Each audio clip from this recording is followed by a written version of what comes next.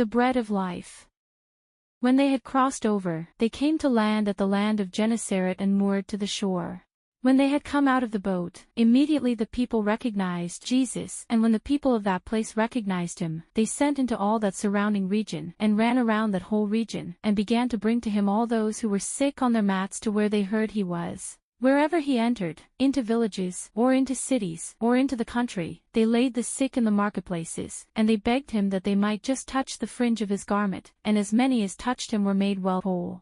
On the next day, the multitude that stood on the other side of the sea saw that there was no other boat there, except the one in which his disciples had embarked, and that Jesus hadn't entered with his disciples into the boat, but his disciples had gone away alone. However, boats from Tiberias came near to the place where they ate the bread after the Lord had given thanks. When the multitude therefore saw that Jesus wasn't there, nor his disciples, they themselves got into the boats and came to Capernaum, seeking Jesus. When they found him on the other side of the sea, they asked him, "Rabbi, when did you come here?" Jesus answered them, "Most certainly I tell you, you seek me, not because you saw signs, but because you ate of the loaves and were filled. Don't work for the food which perishes, but for the food which remains to eternal life, which the Son of Man will give to you. For God the Father has sealed him." They said therefore to him, "What must we do, that we may work the works of God?" Jesus answered them, "This is the work of God, that you believe in him whom he has sent." They said therefore to him, "What then do you do for a sign, that we may see and believe you? What work do you do? Our fathers ate the manna in the wilderness. As it is written, he gave them bread out of heaven to eat." Jesus therefore said to them, "Most certainly, I tell you, it wasn't Moses who gave you the bread out of heaven, but my Father gives you the true bread out of heaven. For the bread of God is that which comes down out of heaven and gives life to the world." They said therefore to him, "Lord, always give us this bread."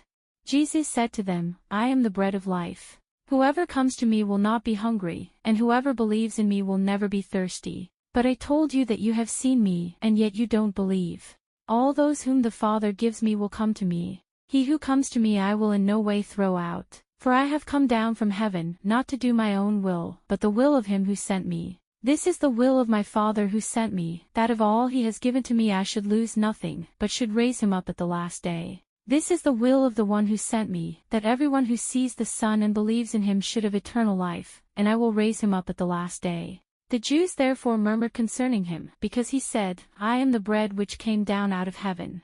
They said, "Isn't this Jesus, the son of Joseph, whose father and mother we know? How then does he say, 'I have come down out of heaven'?" Therefore Jesus answered them, "Don't murmur among yourselves. No one can come to me unless the Father who sent me draws him, and I will raise him up in the last day.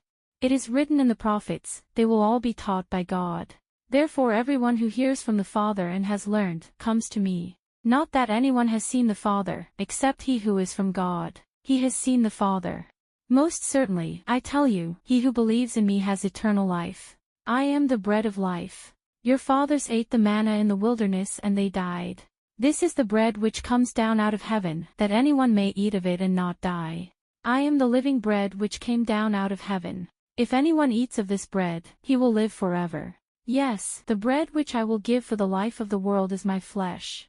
The Jews therefore contended with one another, saying, "How can this man give us his flesh to eat?" Jesus therefore said to them, "Most certainly I tell you, unless you eat the flesh of the Son of Man and drink his blood, you don't have life in yourselves. He who eats my flesh and drinks my blood has eternal life, and I will raise him up at the last day. For my flesh is food indeed, and my blood is drink indeed. He who eats my flesh and drinks my blood lives in me, and I in him. As the living Father sent me, and I live because of the Father, so he who feeds on me will also live because of me. This is the bread which came down out of heaven, not as our fathers ate the manna and died. He who eats this bread will live forever." He said these things in the synagogue, as he taught in Capernaum. Therefore many of his disciples, when they heard this, said, "This is a hard saying. Who can listen to it?" But Jesus, knowing in himself that his disciples murmured at this, said to them, "Does this cause you to stumble? Then what if you would see the Son of Man ascending to where he was before? It is the Spirit who gives life. The flesh profits nothing. The words that I speak to you are spirit and are life. But there are some of you who don't believe." For Jesus knew from the beginning who they were who didn't believe, and who it was who would betray him. He said, "For this cause I have said to you that no one can come to me unless it is given to him by my Father." At this, many of his disciples went back and walked no more with him. Jesus said therefore to the 12, "You don't also want to go away, do you?" Simon Peter answered him, "Lord, to whom would we go? You have the words of eternal life. We have come to believe and know that you are the Christ, the Son of the living God." Jesus answered them, "Didn't I choose you, the 12, and one of you is a devil?"